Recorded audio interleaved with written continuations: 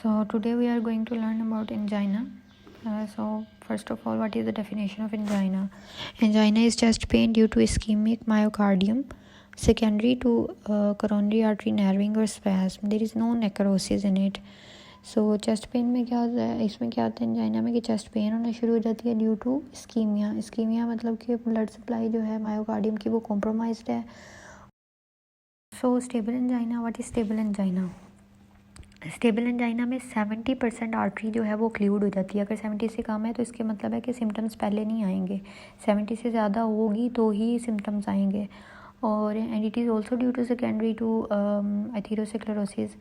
इसमें exertional chest pain यानी कि जब पेशेंट काम करेगा ना तो उसको बहुत ज़्यादा पेन होगी और ये रेस्ट के साथ ठीक हो जाएगा. या नाइट्रोग्लाइसिन एंजीसिड एक टैबलेट आती है, उससे अगर हम वो पेशेंट को देंगे तो उससे भी पेशेंट ठीक हो जाएगा. Second is unstable angina. Unstable angina में क्या है कि थ्रोम्बोसिस हो जाता है with incomplete in coronary artery क्लूजन, यानी इसके अंदर आर्टरी में एडिरोमा भी होगा और क्लॉट में आर्टरी के अंदर एडिरोमा भी होगा और क्लॉट भी बनेगा. सो आर्टरी जो है वो हाफ ऑक्लूड हो जाएगी, हाफ से भी ज़्यादा ऑक्लूड हो जाएगी. और इसमें जो चेस्ट पेन है वो रेस्ट पे भी रिजॉल्व नहीं होगी, यानी कि पेशेंट रेस्ट पे भी होगा तो भी इसको पेन होती रहेगी.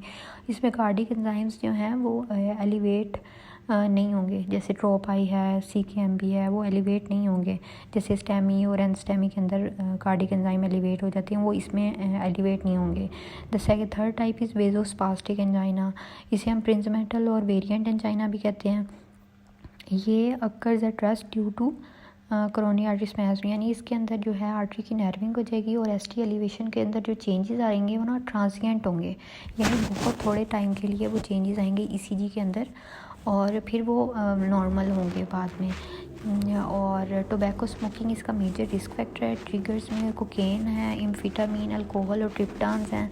इसको हम ट्रीट करेंगे with calcium channel blockers, nitrates and smoking cessation. ये इसका ट्रीटमेंट है.